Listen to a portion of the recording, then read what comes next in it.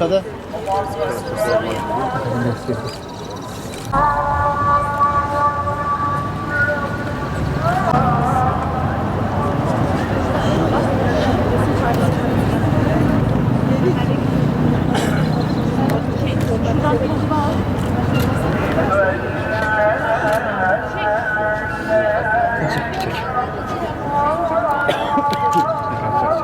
Bizler vicdan sahibi sivil toplum örgütlerinin kadın temsilcileri ve anneler olarak İsrail'in Gazze şeridinde 15 gündür sürdürdüğü katliama dur demek için buradayız.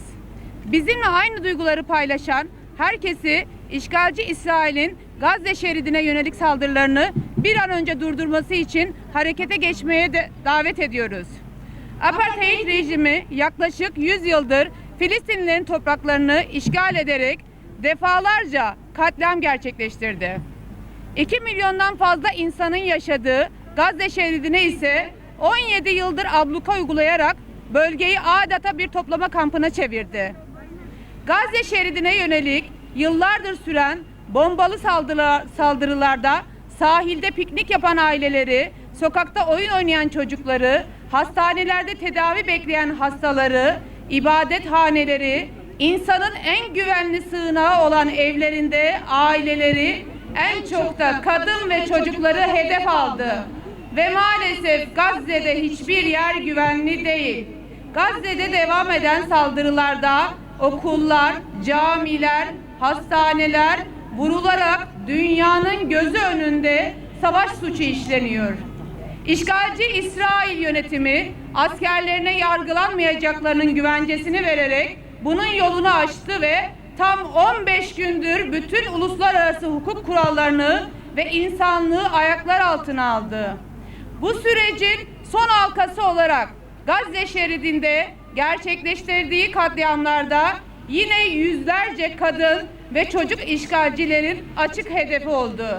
17 Ekim Salı gecesi İsrail'in El Ehli Baptist Hastanesi'ni bombalaması sonucu büyük çoğunluğu çocuk ve kadınlardan oluşan 500'den fazla insan katledildi. İşgalci İsrail daha güvenli olduğunu düşündükleri için sığındıkları hastanenin bahçesinde oyun oynayan, yemek yiyen ve savaş ortamında yaşama tutunmaya çalışan masum ve çocuk kadınları vahşice katletti. Anneler ve babalar çocuklarının paramparça olan cesetlerini toplayıp poşetlere koyarak defnetmek zorunda kaldı. Filistin'den her geçen dakika acı haberler alıyoruz. Şu ana kadar işgalci İsrail'in Gazze şeridine gerçekleştirdiği saldırılarda 1000'den fazlası çocuk olmak üzere 4000'e yakın kişi öldürüldü.